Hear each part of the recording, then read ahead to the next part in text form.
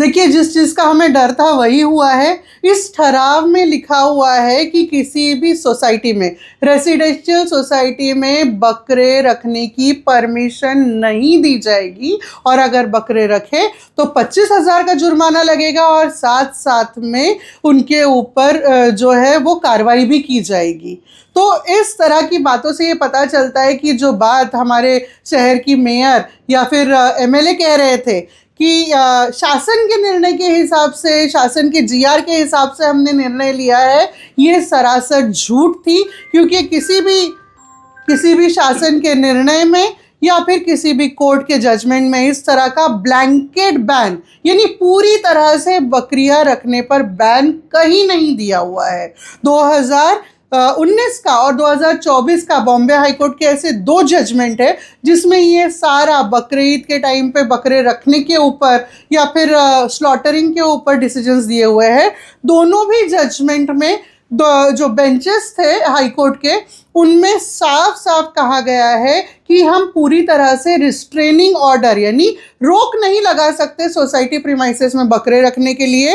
Municipal corporation अपने policies के हिसाब से इस पर डिसीजन ले सकती है। तो ऐसी पॉलिसी, जब वो पॉलिसी थाने महानगर पालिका, मुंबई महानगर पालिका, किसी भी अवर्ग के महानगर पालिका में इस तरह से बकरा बैन की पॉलिसी नहीं है, तो मीरा भाईंदर की महानगर पालिका में ऐसी कौन सी इमरजेंसी आ गई जो इतना बड़ा बैन लगाने की इन्हें ज़रूरत पड़ी। आज शराब पड़ने के बाद जो सत्ता पक्ष है उनकी जो मंशा है वो सामने आ गई। अब इसके बाद इस ठराव में जो अन्यायकारक डिसीजन लिए गए हैं, इससे खारिज करने के लिए, इस ठराव को विखंडित करने के लिए आगे हमें मिलकर कदम उठाना होगा। देखिए, आज सुबह ही हमारी विरोधी पक्ष नेता आफरीन मैडम ने ये बयान दिया है कि ये ठराव विखंडित करने के लिए वो कोर्ट तक जाएंगे, वो संबंधित डिपार्टमेंट तक जाएंगे।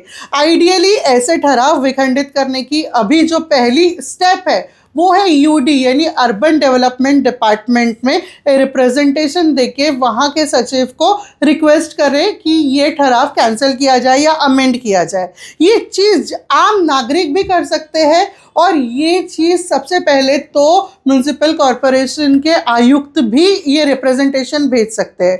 क्योंकि इस महासभा में इस विषय के ऊपर प्रशासन का कोई गोशवारा नहीं था, तो प्रशासन की भूमिका क्या है वो स्पष्ट नहीं है। आज सुबह में आफरीन मैडम ने कहा कि आयुक्त साहब को इसके अंदर हम घेरे में लेंगे क्योंकि उन्होंने उनकी भूमिका स्पष्ट नहीं की है। तो इस वक्त उन्हें चाहिए कि इस विषय में अपनी भूमिका स्पष्ट करें और जो अन्यायकारक डिसीजन हुआ है उसके खिलाफ खड़े रहकर एक रिप्रेजेंटेशन यूडी में भेजे ये ठराव विखंडित करने के लिए। और अगर यूडी से भी हमें सही तरीके से रिलीफ नहीं मिलती है तो हम हाई कोर्ट का यानी न्यायालय का दरवाज़ा खटखटाएंगे और रिट पिटीशन फाइल करके इस ठराव को, इसमें दिए हुए अन्यायकारक डिसीजन को, बकरा सोसाइटी में ना रखने वाले फैसले को विखंडित करने की मांग करेंगे। कांग्रेस पार्टी अपने लीगल टीम के साथ सही तरीके में, सही दिशा में इस ठराव को कैंसिल करने के लिए आगे बढ़ रही है और बिना कोई हंगामे के, बिना कोई अनवांटेड